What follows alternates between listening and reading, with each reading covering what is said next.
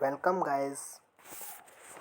Today we start a new chapter that is strategy for enhancement in food production. इसे हम animal husbandry इसमें हम दूसरा part complete कर चुके हैं प्लांट ब्रीडिंग वाला.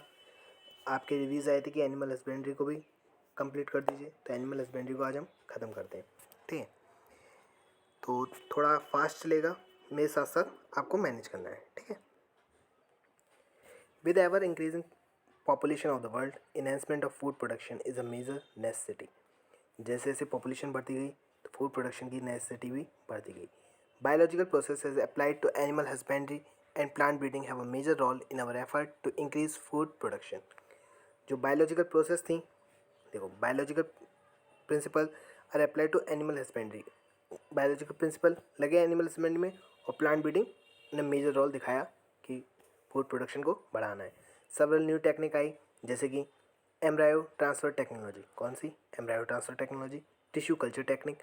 उनने भी पाइवोटल रोल दिखाया, मतलब मेन रोल दिखाया कि फूड प्रोडक्शन को बढ़ाने के लिए. कौन कौन सी? बोलो मेरे साथ साथ. एम्ब्रायो ट्रांसफ़र टेक्नोलॉजी और टिश्यू कल्चर टेक्निक. ठीक है, अब पढ़ते हैं हम एनिमल हस्बेंड्री. ठीक है, एनिमल हस्बेंड्री मार्क कर दिया है, पढ़ना स्टार्ट करते हैं. Animal husbandry is agriculture practice of breeding and raising live stock. यही लाइन बहुत इंपॉर्टेंट है.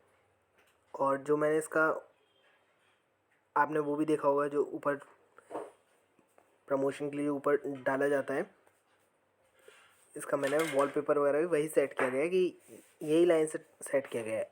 Animal husbandry is agriculture practice of breeding and raising live stock.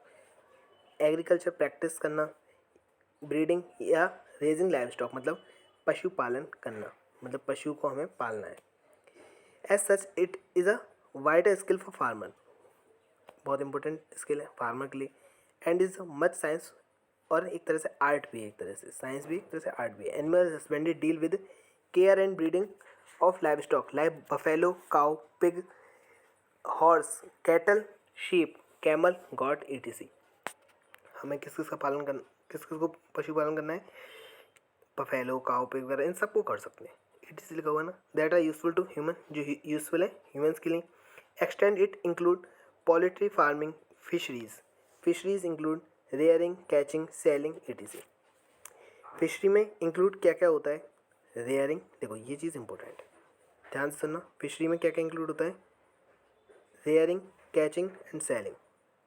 ठीक है, देखो इस लाइन को बार बार रिपीट करना है. फिशरी में क्या इंक्लूड होता है? Rearing, catching, shelling of fish, mollusc, shellfish and crustacean, prawn, crab, etc. Since time immemorial, animal like bear, silkworm, prawn, crab, fish, bird, pig, cattle, sheep, camel have been used by human. ये कौन use कर रहा है? किसने use किया है? Humans ने use किया है. देखो हम यहाँ पर चल रहे हैं. ठीक है, अब इसके इसके आगे की जो लाइन है ना, बहुत ज़्यादा इंपॉर्टेंट है, बहुत ज़्यादा इंपॉर्टेंट. ठीक है, अब इसमें हमें देखो, जिसकी आगे की लाइन है ना, उसमें हर बार नीट से इसका क्वेश्चन बनता ही बनता है और बहुत ज़्यादा कंफ्यूज हो जाते हैं, तो उसको एज इट इज़ लर्न कर लेना. ठीक है. For product like milk, egg, meat, wool, silk, honey, etc. इस लाइन को कंप्लीट कर दे रहा हूँ. इसके बाद वाली, it is estimated that more than 70% of world livestock population is in India and China. ये लाइन, इस लाइन से बहुत ज़्यादा क्वेश्चन पूछा जाता है. इस लाइन को हम मार्क कर देते हैं. ठीक है.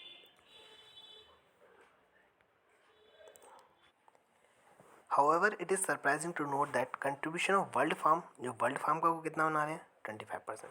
मैं बोलूँ इंडिया और चाइना कितना बनाते हैं, तो बताइए कितना बनाते हैं.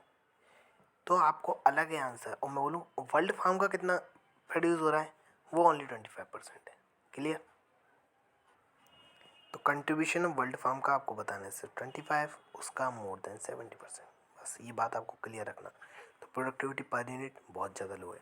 Hence, in addition to conventional practice of animal breeding and care, new technology also have to apply to achieve improvement in quality and productivity.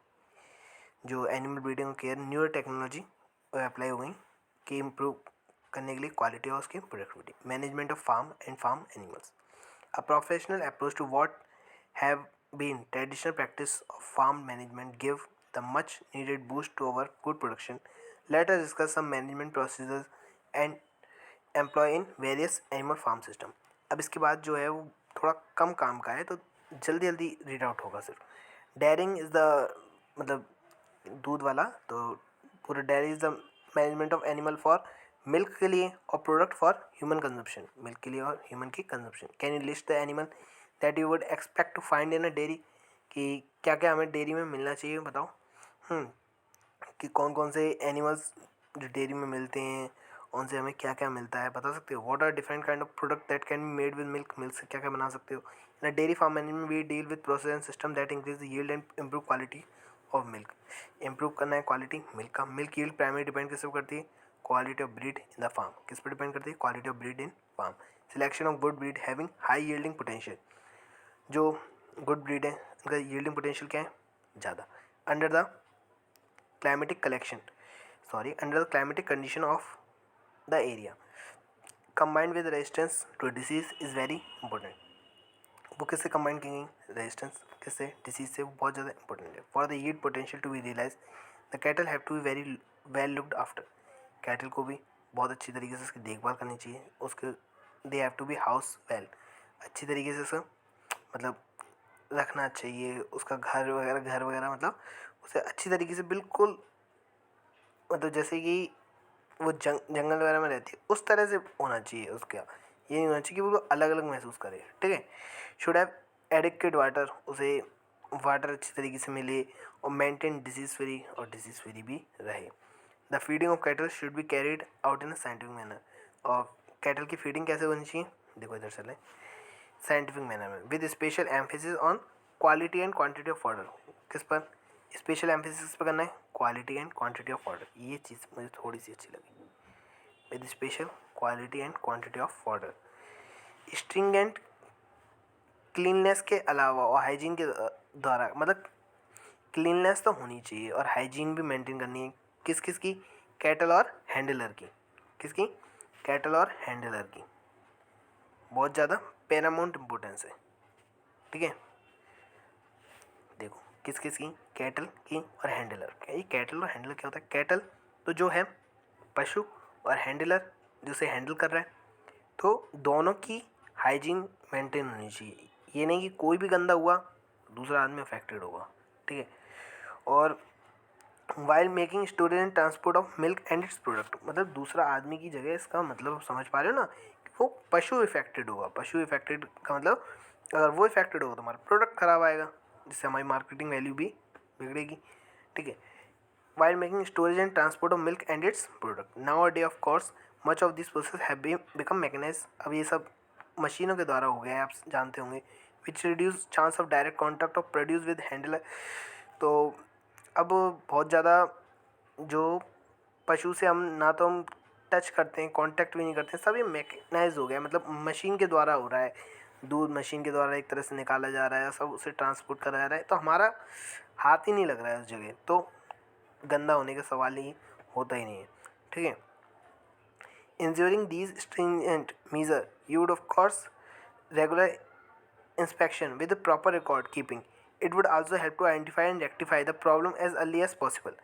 तो इससे क्या होता है कि आप आइडेंटिफाई कर सकते हो, रेक्टिफाई कर सकते हो प्रॉब्लम को जितना जल्दी हो जाए, as early as possible. Regular visit by veterinary doctor, तो वेटनरी डॉक्टर मिलो, वो मैंडेटरी है, ठीक है।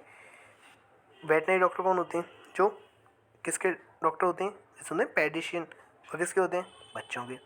वेटनरी किसके होते हैं, बोली, वेटनरी डॉक्टर किसके होते हैं, जो पशु वगैरह के डॉक्टर होते हैं, ठीक है, जानवर वगैरह, ठीक है। You would probably find it interesting if you were to prepare a question on diverse aspect of dairy keeping and then follow it up with a visit of dairy farm in our locality and seek answer to the question.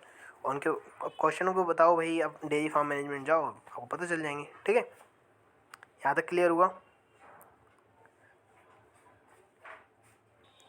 आप polity farm management पढ़ रहे हैं।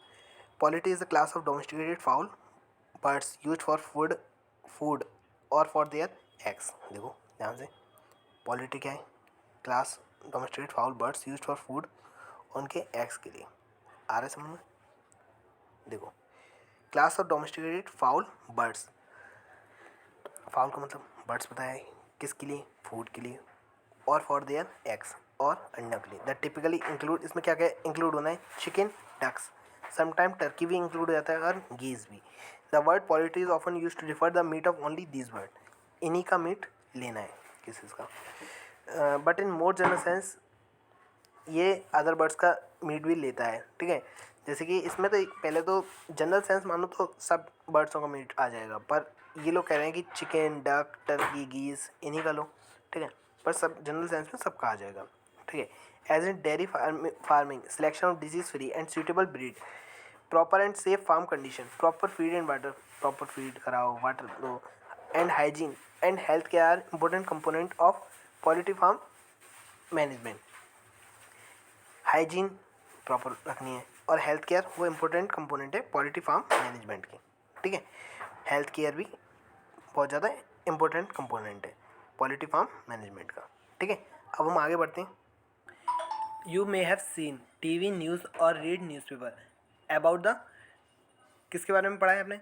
आपने पढ़ा है कि नहीं? अभी ये फ्लू हो गया था, बताओ कौन सा? बर्ड फ्लू हो गया था, याद है ना आपको? आपके न्यूज़पेपर वगैरह में भी रीड आउट हुआ था ये चीज़। बर्ड फ्लू को मैं देखो मार्क कर दे रहा हूँ आपके लिए। बर्ड फ्लू वायरस जो क्या दिया था, which create a scare in the country and drastically affected eggs and chicken consumption. Find out more about it and discuss whether the panic reaction was justified. How can we prevent the spread of flu in case some chicken are infected, ठीक है। कैसे हम इसे prevent कर सकते हैं, the spread of flu in case some chickens are infect, जब कुछ चिकन्स ही इन्फेक्टेड हो। एनिमल ब्रीडिंग हम पढ़ रहे हैं, मेरी बात ध्यान सुनना। क्वेश्चन बन सकता है बर्ड फ्लू वायरस के बारे में कि आपने अभी न्यूज़पेपर वगैरह में तो बर्ड फ्लू वायरस बहुत कॉमन चला था जिसने अफेक्टेड क्या किया था ड्रास्टिकली। तो मेरे हिसाब से बर्ड फ्लू वायरस से क्वेश्चन बन सकता है जिसमें affected eggs and chicken consumption पूछा जा सकता है। अब हम पढ़ते हैं एनिमल ब्रीडिंग। तो एनिमल ब्रीडिंग इस सब में मुझे जहाँ तक पता है, अगर टॉपिक से क्वेश्चन बनता है तो एनिमल ब्रीडिंग से क्वेश्चन ही बनेगा अभी तक, और बना भी यहीं से है। Breeding of animal is an important aspect of animal husband. Animal husbandry क्या करता है, एम क्या है कि यील्ड बढ़ाना, किसकी? एनिमल्स की, ठीक है। मैंने पूछा किसकी, तो एनिमल्स की, और उनकी डिज़ायरेबल क्वालिटी को भी बढ़ाना, ठीक है, ठीक है। तो एनिमल ब्रीडिंग का एम क्या है, यील्ड बढ़ाना, किसकी? एनिमल्स की, और उनकी डिज़ायरेबल क्वालिटी को भी बढ़ाना। तो कौन से character would be breed animal? Would the selection of character differ with choice of animal? What do we understand by term breed? हम ब्रीड से क्या समझते हैं? अ ग्रुप ऑफ एनिमल, ध्यान सुनना कि हम ब्रीड से क्या समझते हैं। तो अ ग्रुप ऑफ एनिमल, अलग हाईलाइटर से मार्क कर रहा हूँ, ध्यान सुनना। Related by decent, a group of animal related by descent and similar in most character like general appearance. जो ग्रुप है एनिमल्स का जो रिलेटेड किससे, डिसेंट से, और सिमिलर है मोस्ट कैरेक्टर, जैसे कि उसका जनरल अपीयरेंस देखो, फीचर देखो, साइज देखो, कॉन्फ़िगरेशन देखो, etc are said to belong to a breed. उन्हें क्या बोलते हैं? ब्रीड बोलते हैं, ठीक है। Find out name of some common breed of cattle in poultry in the farm of your area. आप एरिया में देखो अपने कौन सी ब्रीड्स हैं, कौन सी ब्रीड्स नहीं हैं, ठीक है। तो मैं बोलूँ ब्रीड्स के define, a group of animal related by descent and similar in most character, जैसे general appearance, feature, size, configuration, इन्हें क्या बोलते हैं? ब्रीड बोलते हैं। अब जब ब्रीडिंग किसके बीच में हो, बोलो? When breeding is between animal of same breed, इसको बोलते हैं इनब्रीडिंग। और जब किसके बीच में हो, डिफरेंट ब्रीड के बीच में, तो उसे क्या बोलते हैं? बोलो? Out breeding. डिफरेंट ब्रीड के बीच में हो तो क्या बोलेंगे? आउट ब्रीडिंग, ठीक है। तो अब ध्यान से सुनते जाना। जब सेम ब्रीड के बीच में हो तो आपको क्या बोलनी है? इन ब्रीडिंग। और डिफरेंट ब्रीड के बीच में तो आउट ब्रीडिंग। इन ब्रीडिंग का मतलब क्या होता है? Inbreeding refer to mating of more closely related individual within same breed for 4 to 6 generation. कौन सी जनरेशन से? 4 to 6 जनरेशन। अब ब्रीडिंग स्ट्रेटजी में क्या होने वाला है, ध्यान से सुनना, और हर लाइन बहुत ज़्यादा इम्पोर्टेंट है। तो इसमें क्या होने वाला है इन ब्रीडिंग में, दोबारा बोलते हैं, सेम ब्रीड के बीच में क्रॉस होना है, क्लोजली रिलेटेड इंडिविजुअल जो 4 से 6 जनरेशन में हो। ब्रीडिंग स्ट्रेटजी में सुपीरियर मेल लिया जाएगा, सुपीरियर फीमेल ली जाएगी सेम ब्रीड की, और मेट करा दिया जाएगा। Progeny obtained from such meeting are evaluated and superior male and female among them and are identified for further mating. Superior male लिया, सुपीरियर फीमेल लिया और क्रॉस करा दिया। और superior female in case of cattle, superior female cattle में ली, cow और buffalo, कौन सी बताओ? सुपीरियर फीमेल कौन सी कैटल में? काउ और buffalo, that produce more milk per lactation. बोलो मेरे साथ साथ, सुपीरियर फीमेल कैटल में काउ देखो या बफेलो जो ज़्यादा मिल्क देगी per lactation. On the other hand superior male कौन से लिया जाएगा? वो सुपीरियर फीमेल हो गई। सुपीरियर मेल बुल लिया जाएगा जो सुपीरियर प्रोजेनी हो as compare to other males. तो देखो ये लाइन बहुत ज़्यादा इंपॉर्टेंट है, ठीक है, इन्हें अंडरलाइन कर दिया मैंने, जो लाइन इंपॉर्टेंट है, ठीक है। Try to recollect the homozygous pure line develop by Mendel as discussed in chapter 5. A similar strategy is used for developing pure line in cattle as was used in case of P. तो similar strategy develop किया थी pure line cattle as was used in case of P. P के case में inbreeding से क्या बढ़ता है? होमोजाइगसिटी भी बढ़ती है। क्या बढ़ती है? Inbreeding increase homozygosity. The inbreeding necessary कब होगी?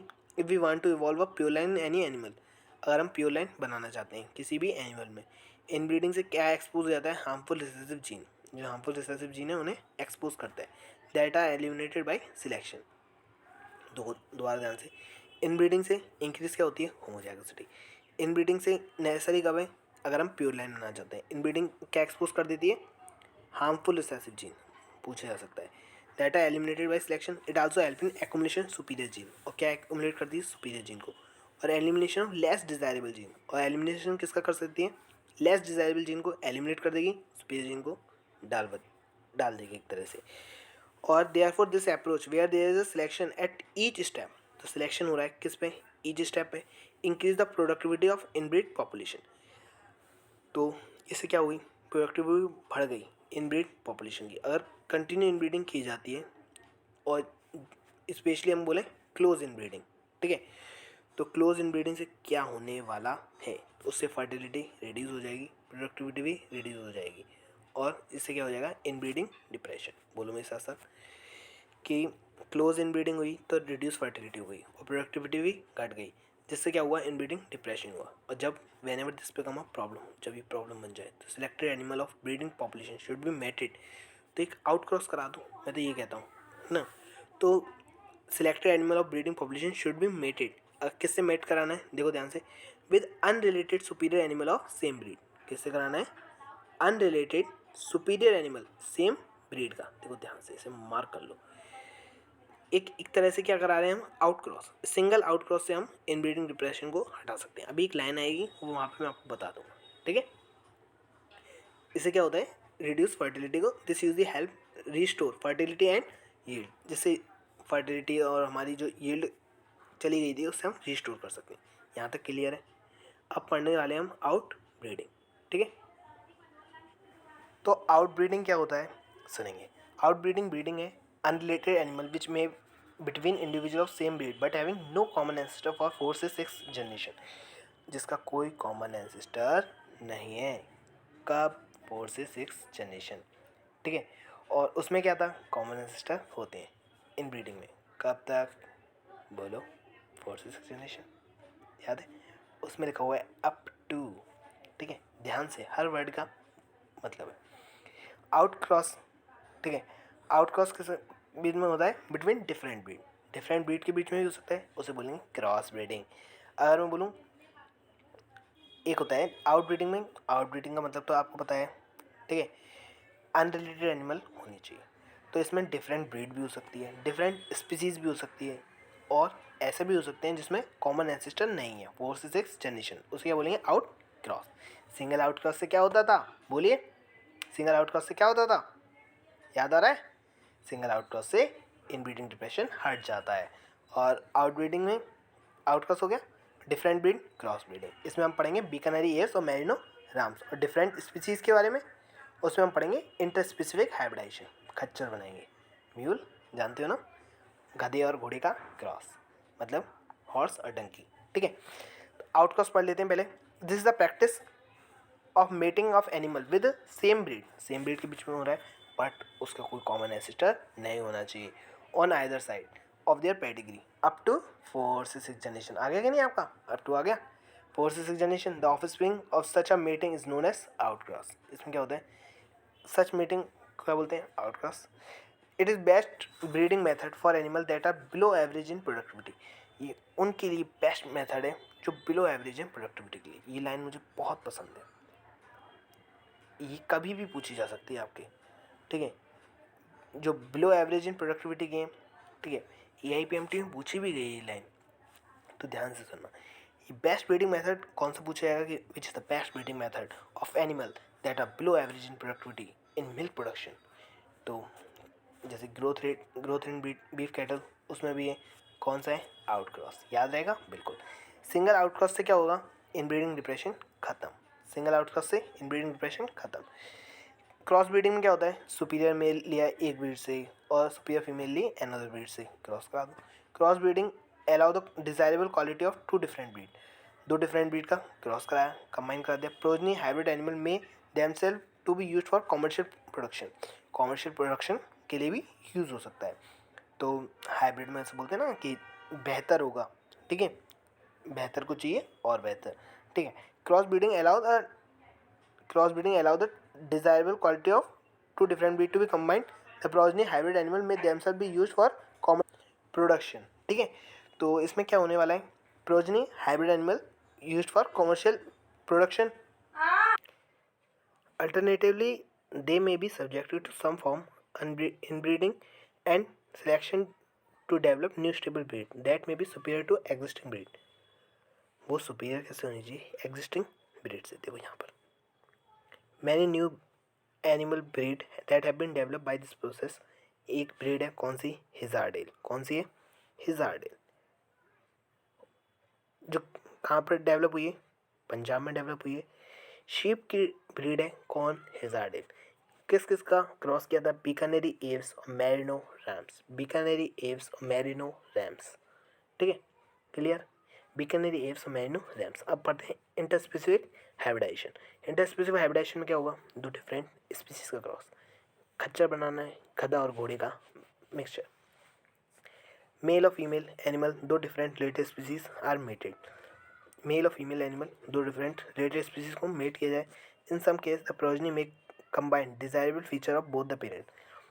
दोनों फीचर को कंबाइन कर दो, both the parent, and may be of considerable economic value. और इकोनॉमिक वैल्यू पड़ेगी भैया। दैट इज एग्जाम्पल देखो, म्यूल्स देगा, म्यूल का एग्जाम्पल क्या है। तो which what cross lead to production of, कौन से क्रॉस से म्यूल बनता है, खच्चर कैसे बनता है बताओ, गधे और घोड़े के मिक्सचर से। कौन गधा घोड़ा, डंकी मेल होना चाहिए, फीमेल कौन सी होना चाहिए, हॉर्स होनी चाहिए। Control breeding experiment are carried out using artificial insemination. Control breeding experiment देखो इधर, control breeding experiment using artificial insemination. This मतलब सीमन कलेक्ट कैसे किया, मेल से, और चूज़ कर लिया एज पेरेंट और इंजेक्ट कर दिया reproductive tract of female by breeder. देखो ध्यान से, कंट्रोल ब्रीडिंग एक्सपेरिमेंट कैसे करने, आर्टिफिशियल इंसेमिनेशन का यूज़ करके। अब आर्टिफिशियल इंसेमिनेशन, इंसेमिनेशन का मतलब आप जानते हो, सीमन को लो, कलेक्ट करो और फीमेल के वजाइना में इनपुट कर दो। कैसे करना है, collected from male that is chosen as parent और इंजेक्ट कर दो reproductive tract of female. The semen may be use immediately और can be frozen and use as later date.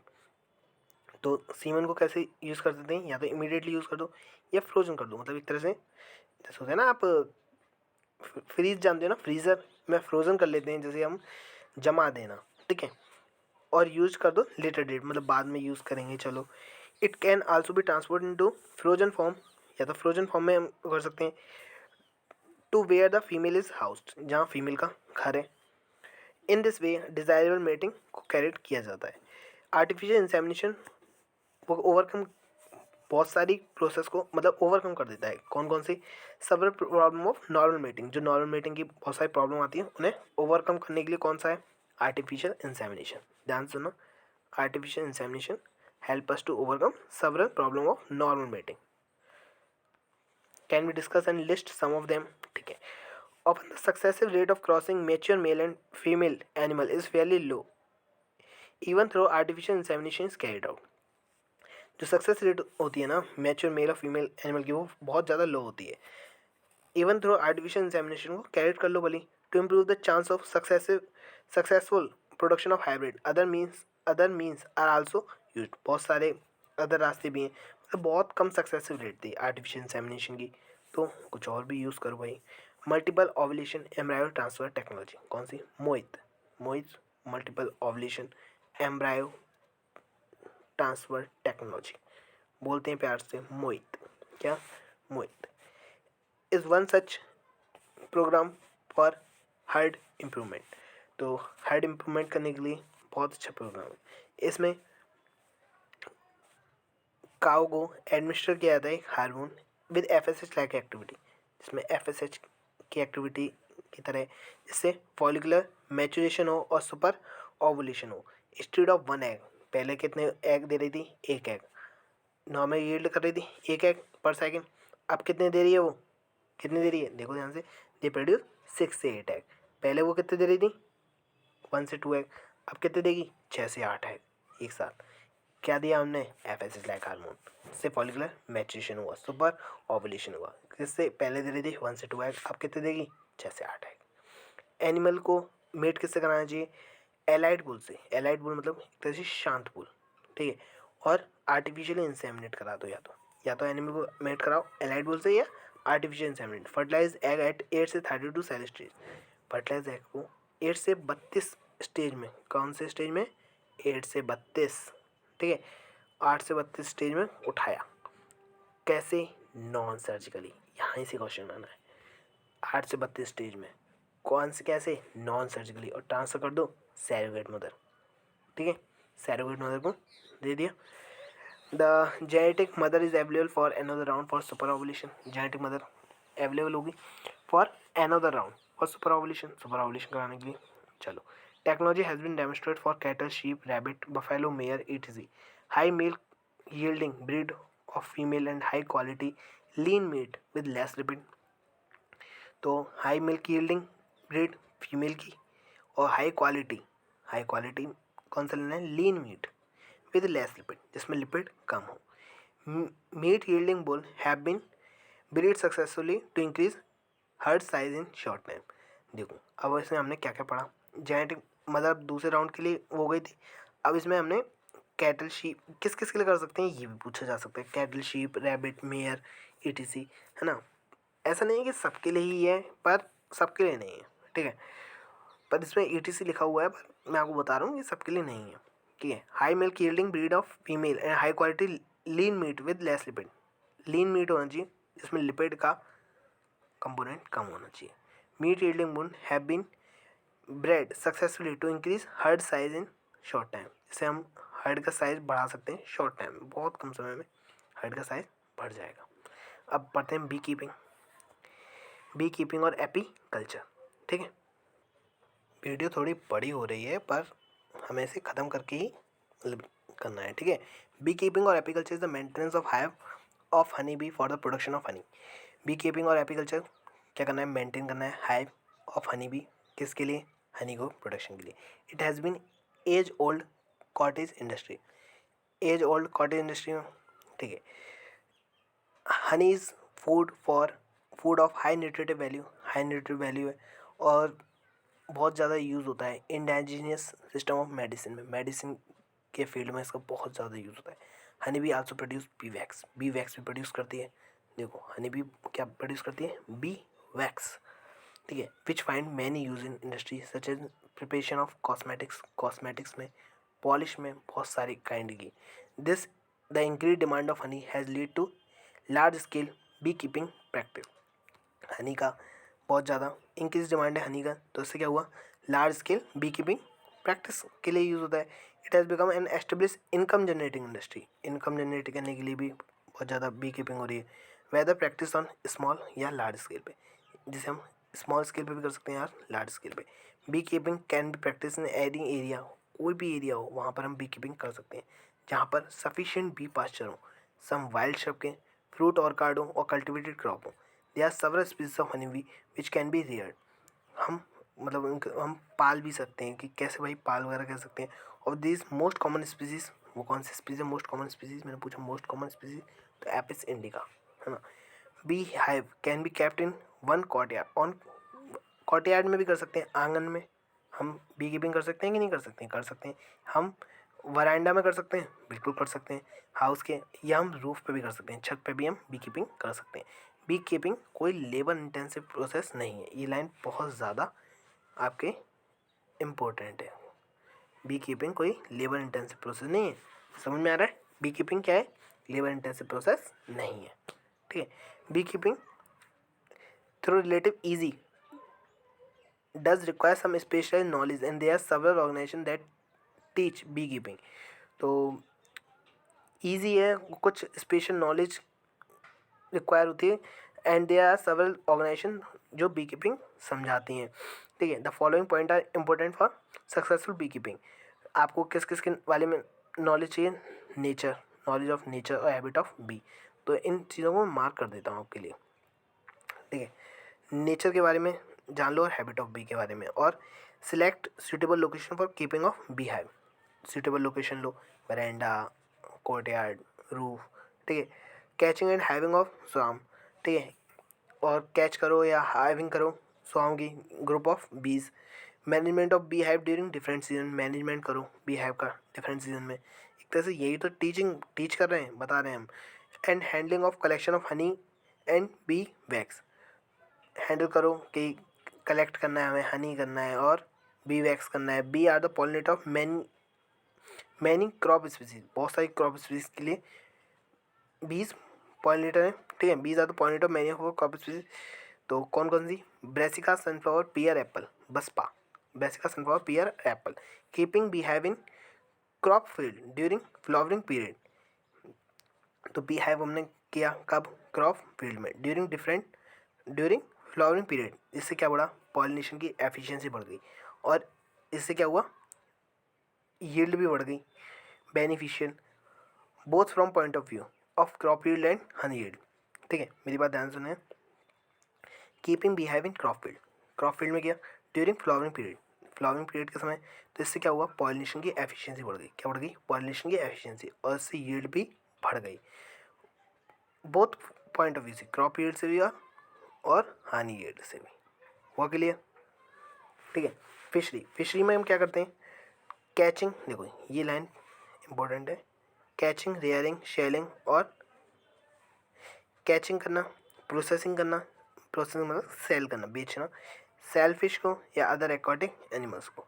Large number of our population depend on fish, large number population किस पर depend करती है, fish पर, fish product पर करती है, और अदर एक्वाटिक एनिमल पर करते हैं, जैसे कि प्रॉन्स, क्रैब, इन सब पर भी डिपेंड करती है। Lobster, edible oyster, etc।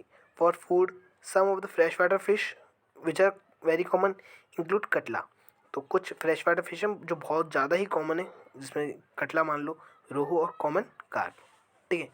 Catla, rohu, common carp, catla, rohu, common carp. Some of the marine fish that are eaten include, अब मैराइन फिश में कौन आता है, hilsa, sardine, mackerel, pomfret, hilsa, sardine, mackerel और पॉम्फ्रेट, बोलो यहाँ तक क्लियर है। तो हिल्सा, सैरडाइन, मैक्रेल और पॉम्फ्रेट किस में आने वाले हैं, मैराइन फिश में। मैं बोल रहा हूँ फ्रेश वाटर फिश में कौन आना है, बोलो, कटला, रोहू और कॉमन कार्प, ठीक है। क्लियर, आगे बढ़ते हैं। फिशरी इंपॉर्टेंट प्लेस है इंडियन इकोनॉमी के लिए, ये इनकम और एम्प्लॉयमेंट देगा मिलियंस ऑफ फिशरमैन और फार्मर्स के लिए, बहुत लोगों के लिए क्या देने वाला है, एम्प्लॉयमेंट दे रहा है, ठीक है। और particular in the coastal state, जो कोस्टल स्टेट में रहते हैं, for many it is the only source of their livelihood, कुछ लोगों के लिए तो एक मतलब ज़िंदगी जीने का एक सहारा तरह से है बस। In order to meet the increasing demand of fishery different technique have been employed, तो बहुत सारी डिफरेंट टेक्निक एम्प्लॉय की गई हैं to increase production. For example through aquaculture के द्वारा और पिसिकल्चर के द्वारा we have been to able to increase the production of aquatic plant और एनिमल, तो हम इससे क्या बढ़ा सकते हैं, देखो डिफरेंट टेक्निक ये बता दिया ना, through aquaculture and pisciculture we have to, through aquaculture pisciculture, तो हमने इंक्रीज कर सकते हैं प्रोडक्शन ऑफ एक्वाटिक प्लांट और एनिमल, बोथ फ्रेश वाटर में हो या मैराइन में। Find out difference between pisciculture and aquaculture, बता सकते हो फिजिकल्चर में फिश, एक्वाकल्चर में सब कुछ. This has lead to development of farmers in, बोलो इससे क्या हुआ, डेवलपमेंट हुआ. किसका किसका डेवलपमेंट हुआ, डेवलपमेंट भी हुआ, फ्लरिश भी हुआ. फ्लरिश का मतलब फलना फूलना. किसका, फिश इंडस्ट्री का फली फूली एक तरह से. और बहुत सारी इनकम हुई. किसको, फार्मर्स, जो particular and country in general, मतलब वहाँ से बिलोंग करते हैं ना. We now talk about the blue revolution. आपने ब्लू रिवॉल्यूशन के बारे में सुना ही होगा. As being implanted along the same line as green revolution. जब ग्रीन रिवॉल्यूशन आई थी तभी ब्लू रिवॉल्यूशन भी आई थी. ठीक है, दैट्स ऑल फॉर टुडे. अब मैंने टेलीग्राम, आप मेरे चैनल को ज्वाइन कर लीजिए अगर जिसको ज्वाइन करना है. टेलीग्राम की लिंक डिस्क्रिप्शन बॉक्स में मैंने डाल दी है. ठीक है, व्हाट्सअप ग्रुप भी है. व्हाट्सअप ग्रुप में आप आना चाहें, अभी मैंने उसकी डिस्क्रिप्शन में लिंक नहीं डाली है. ठीक है, पर टेलीग्राम की मैं लिंक डाल दे रहा हूँ डिस्क्रिप्शन बॉक्स में. ठीक है, आप वहाँ से आ जाएं. और वहाँ पर बहुत सारे लेक्चर्स भी मैंने डाल रखे हैं, क्विज़ वगैरह भी होते हैं उस ग्रुप में, सब कुछ होता है. उसमें अप्रॉक्स 1.5 के मेंबर्स हैं. ठीक है, जल्दी से जल्दी वहाँ भी ज्वाइन कीजिए आप लोग. Thank you. इस वीडियो को लाइक, शेयर और सब्सक्राइब करना बिल्कुल ना भूलें. ठीक है, अपने फ्रेंड्सों को भी बताएं. Thank you.